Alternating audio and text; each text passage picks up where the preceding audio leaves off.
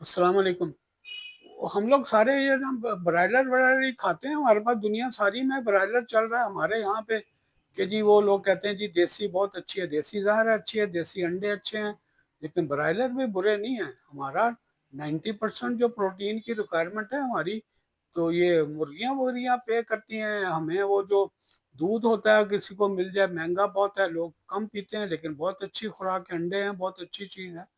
तो मुझे याद है एक छोटा-सा, मैं आपको बताता हूँ कि एक दिन मैं वहाँ से आ रहा था, मुझे मुर्गी के लिए घर से कह दिया लेके आएँ। तो मैं फैज़ाबाद में उतरा, फैज़ाबाद में आगे कुछ चिकन की दुकानें होती हैं बड़ी-बड़ी। तो मैं चिकन उससे पूछा था रेट क्या है, उस ज़माने में सस्ता चिकन होता था। इतने में मेरे कंधे के पीछे से कोई आया, उसने कहा ठंडा माल है? तो मैंने चौंक के देखा ये क्या? कहता हाँ, कि उन्होंने कहा कितना है? उसने कहा 20-25 पड़ी हैं। उसने कहा दे दो। तो वो उसने जाके अंदर लेके उसको दिया, तो मैंने कहा ये उसको कुछ पैसे उसको दे दिए। मैं कहा ये क्या है? मुझे शक पड़ गया। ठंडा माल का मतलब है ये मरी हुई होंगी।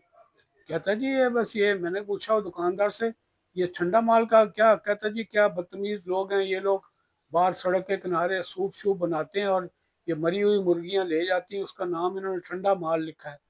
तो हमें थोड़ा-सा क्यों, मरी हुई होती हैं, डब्बों में मर जाती हैं, कभी आती मर जाती है, तो हम ज़ाया नहीं करते। मैं कहा यार ये तो बहुत ज़्यादती की बात है।